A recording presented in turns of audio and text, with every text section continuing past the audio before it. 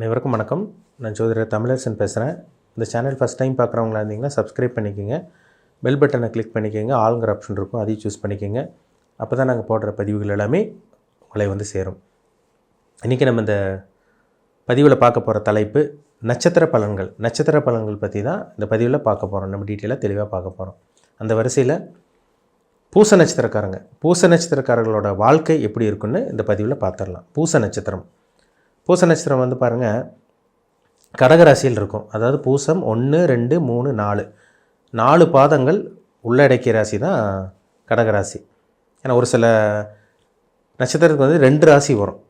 அது வந்து உடைப்பட்ட நட்சத்திரம். இந்த பூச நட்சத்திரக்காரங்க வந்து பார்த்திங்கன்னா கடகராசியில் இருப்பீங்க. இது உடைபடாத நட்சத்திரம்னு சொல்லுவாங்க.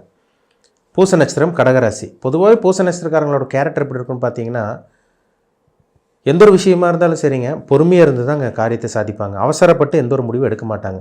ஏன்னா இது சனியோடைய நட்சத்திரம். எளிமையாக இருப்பாங்க, யதார்த்தமாக இருப்பாங்க. ஒரு சில பேரில் பாருங்கள், பணக்காரன் ஏழை வித்தியாசம் வச்சு பழகுவாங்க. ஆனால் பூச நட்சத்திரக்காரங்க அப்படி கிடையாது. எல்லாத்துட்டையும் சமமாக இருக்கணும், எல்லாத்துக்கும் சரி சமமாக இருக்கணும், இந்த மாதிரி நினைக்கக்கூடிய நட்சத்திரக்காரங்க தான் பூச நட்சத்திரம். சமமாக பழகுவாங்க, யதார்த்தமாக இருப்பாங்க, எளிமை மிக்கவங்க தான் பூச நட்சத்திரக்காரர்கள். எளிமையாக இருக்கிறதெல்லாம் பார்த்திங்கன்னா இந்த சனியோட குணம். அந்த சனியோட நட்சத்திரத்தை பிறந்தவங்களுக்கு கண்டிப்பாக அந்த கேரக்டர் இருக்கும். எளிமையாக இருப்பாங்க, யதார்த்தமாக இருப்பாங்க, எதாக இருந்தாலும் விட்டு கொடுத்து அட்ஜஸ்ட் பண்ணி போகிற குணமும் இவங்ககிட்ட இருக்கும். ஒரு சில பேர்த்துக்கு இந்த பிடிவாத குணத்தையும் கொடுத்துரும். அதாவது நான் இப்படி தான், என்னோடய கேரக்டர் இப்படி தான், இஷ்டம் இருந்தால் இரு, பழக இல்லைன்னா போயிட்டே இரு, அந்த மாதிரியும் இந்த பூச நட்சத்திரக்காரங்கிட்ட அந்த குணமும் இவங்ககிட்ட இருக்கும். யதார்த்தவாதின்னு சொல்லலாம். எளிமை விரும்பக்கூடியவர்கள் பூச நட்சத்திரக்காரங்கள். ஆன்மீக எண்ணங்கள் இவங்ககிட்ட அதிகமாக இருக்குங்க. என்னதான் ஒரு பக்கம் வந்து பார்த்திங்கன்னா ஆன்மீக எண்ணங்கள் இதெல்லாம் இருந்தால் கூட அந்த இறக்க குணமும் உங்கள்கிட்ட சேர்ந்து இருக்குது. இறக்க குணம், ஆன்மீக சிந்தனை, இறை வழிபாடு, சாமி நம்பிக்கை உங்கள்கிட்ட அதிகமாக இருக்கும். நிறைய பூச நட்சத்திரக்காரங்க பாருங்கள், சாமி நம்பிக்கை உங்கள்கிட்ட அதிகமாக இருக்கும். சாமி வெறுக்க மாட்டாங்க. கோயில் குளத்துக்கு போகிறது, தானம் தர்மம் பண்ணுறது, இல்லாதவங்களுக்கு கொடுத்து உதவி செய்கிறது இயல்பாகவே உங்களோட கேரக்டராக இருக்கும். என்ன ஒரு சில பேர்த்துக்கு அந்த பிடிவாத குணமும் இருக்குது. நான் சொன்ன மாதிரி, முன்னாடி சொன்ன மாதிரி, நான் இப்படி தான், என்கிட்ட இஷ்டம் இருந்தால் என்கிட்ட பேசி பழகுங்க, இல்லை போயிட்டே இருங்க, அந்த மாதிரி ஒதுங்கிடுவாங்க ஒரு சில பேரெல்லாம். அது இந்த கேரக்டர் பூச நட்சத்திரக்காரங்கிட்ட கண்டிப்பாக இருக்கும். அன்பு பாசத்துக்கும் கட்டுப்பட்டவங்களாக இருப்பாங்க. என்ன காரணம்? பூசம்ங்கிறது சனியோட நட்சத்திரம். அது வந்து உங்களுக்கு சந்திரனுடைய ராசியில் இருக்கிறதுனால அந்த சந்திரனுடைய குணமும் சேர்ந்து இருக்கும். அன்பு பாசத்துக்கு கட்டுப்பட்டவங்களாக இருப்பாங்க. இறக்க குணம் அவங்ககிட்ட அதிகமாக இருக்கும்.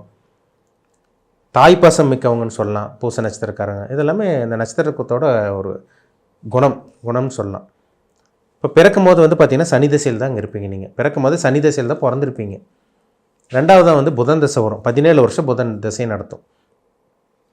மூணாவதாக வந்து கேது திசை 7 வருஷம் நடக்கும். நாலாவது சுக்கிர திசை நடக்கும். இந்த ரெண்டாவதாக வரக்கூடிய இந்த புதன் திசை தான் ரொம்ப முக்கியமான திசை. அப்போ நாலாவதாக வரக்கூடிய இந்த சுக்கிர திசை ரொம்ப முக்கியமான திசைன்னு சொல்லலாம் பூச நட்சத்திரக்காரங்களுக்கு.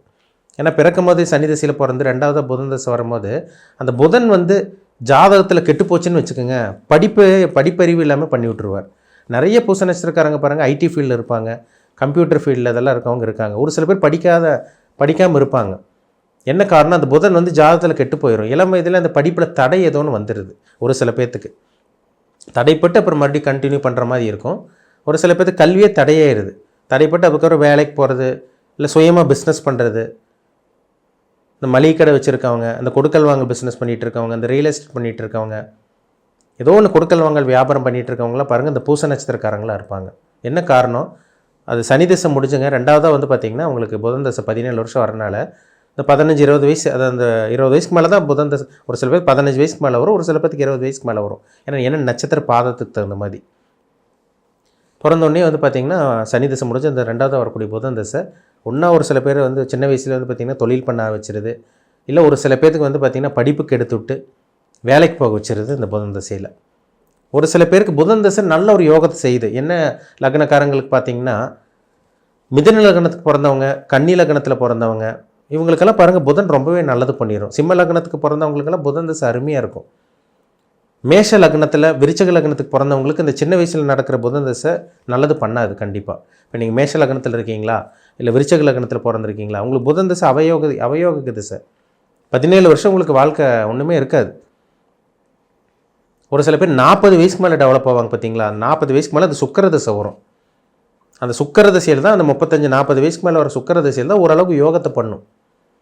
அந்த சுக்கிரன் வந்து நல்ல லக்னம், நீங்கள் வந்து ரிஷப லக்னம் அல்லது துலாம் லக்னம் அல்லது கன்னி லக்னம் அல்லது வந்து பார்த்திங்கன்னா நீங்கள் வந்து பார்த்திங்கன்னா விருச்சிக லக்னம் கூட சுக்கிர திசை நல்லா தான் பண்ணுது. ஆனால் நீங்கள் வந்து மீன லக்னத்துக்கும் தனுசு லக்னத்தில் பிறந்தீங்கன்னா அந்த சுக்கிர திசை வந்து பெருசாக நல்லது பண்ணுறது கிடையாது. கடன், பெண்களால் அசிங்கமானம், வியாதி, உடம்புல வியாதி, தீராத வியாதிகள், இதெல்லாமே இந்த 20 வருஷம் சுக்கிர திசை பண்ணிடுது. அது பார்க்க முடியுது. நிறைய ஜாதகத்தில் பார்த்திங்கன்னா அந்த தனுசு லக்னத்துக்கும் மீன லக்னத்துக்கும் சுக்கிரன் நல்லதே பண்ணுறது கிடையாதுங்க. நான் முன்னாடி சொன்ன மாதிரி மற்ற லக்னங்களுக்கு மிதுன லக்னம், ரிஷப லக்னம், கன்னி லக்னம், துலாம் லக்னம், விருச்சக லக்னம், மகர கும்ப லக்னம், இதுக்கெல்லாம் பார்த்திங்கன்னா இந்த சுக்கிரன் வந்து யோகத்தை செய்யுது. ஏன்னா அது பரிபூர்ண ராஜயோக அதிபதியாக வரும். அதாவது மிதுன லக்னத்துக்கு சுக்கிரன் நல்லது பண்ணுவார், கன்னி லக்னத்துக்கு நல்லது பண்ணுவார், ரிஷப துலாம் லக்னத்துக்கு நல்லது பண்ணுவார், மகர கும்ப லக்னத்துக்கெல்லாம் கண்டிப்பாக சுக்கிரன் யோகத்தை செய்வார். அதில் சந்தேகமே கிடையாது. இப்படி தான் உங்களோட லைஃப் போகும்.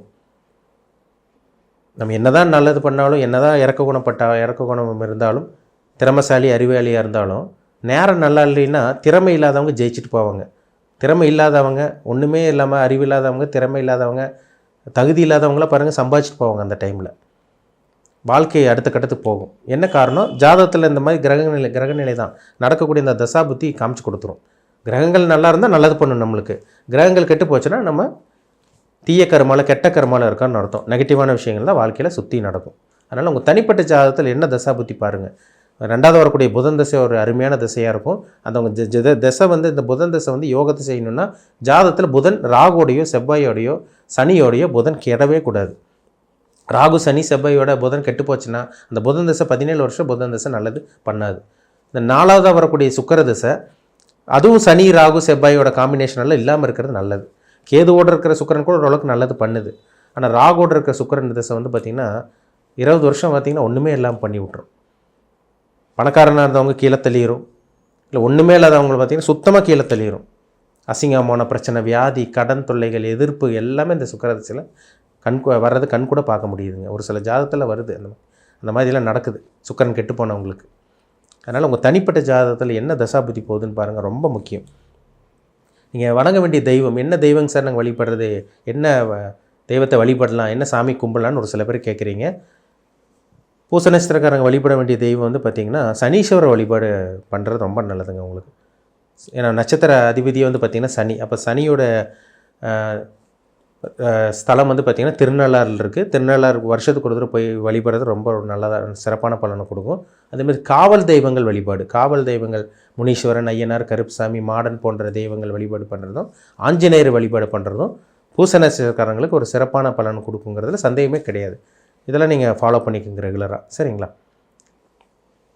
உங்கள் ஜாதகத்தில் 6, 8 தசாபுத்தி நடக்காமல் இருக்கணுங்க. 6ஆம் அதிபதி 8ஆம் அதிபதி நான் சொன்னது வந்து பார்த்திங்கன்னா அந்த புதன் லக்னத்துக்கு 6ஆம் அதிபதியாக வரக்கூடாது. விருச்சக லக்னத்துக்கும் மேஷ லக்னத்துக்கும் புதன் தசை வரக்கூடாது. சுக்கிர தசை வந்து பார்த்திங்கன்னா உங்களுக்கு வந்து தனுசு லக்னத்துக்கும் மீன லக்னத்துக்கு வராமல் இருக்கிற வரைக்கும் நல்லது. மற்ற லக்னக்காரங்கள் கூட ஓரளவுக்கு நல்லது பண்ணிடுது. அதனால் உங்கள் ஜாதகத்தில் 6, 8 தசாபுத்தி வருதா, நீங்கள் என்ன லக்னத்தில் பிறந்திருக்கீங்க, நீங்கள் நட்சத்திரம் வந்து கடகராசி பூச நட்சத்திரம் தெரிஞ்சிருச்சு. அப்போ என்ன லக்னத்தில் பிறந்திருக்கீங்க, உங்கள் கொடுப்பனை என்ன, நீங்கள் நல்ல கர்மாவை அனுபவிக்க பிறந்திருக்கீங்களா, கெட்ட கர்மாவை அனுபவிக்க பிறந்திருக்கீங்களா, இனி உங்கள் லைஃப்பில் என்னெல்லாம் நடக்கும், நல்லது நடக்குமா கெட்டது நடக்குமா, இது எல்லாமே ஒரு தனி மனிதனுடைய ஜாதகம் பார்த்தா தான் நம்ம டீப்பாக சொல்ல முடியும். சரிங்களா? தெளிவாக பார்த்து சொல்ல முடியும். உங்கள் பர்சனல் ஹாரோஸ்கோப் பார்க்கணுன்னு விருப்பப்பட்டீங்கன்னா கீழே இருக்க வாட்ஸ்அப் நம்பருக்கு உங்கள் ஜாதகத்தை அனுப்பிச்சுடுங்க, அப்பாயின்மெண்ட் வாங்கிக்கிங்க. உங்கள் தனிப்பட்ட ஜாதகத்தை பார்த்து டீப்பாக தெளிவாக நம்ம துல்லியமாக 100% துல்லியமாக தெளிவாக பார்த்து தெரிஞ்சுக்குவோம்.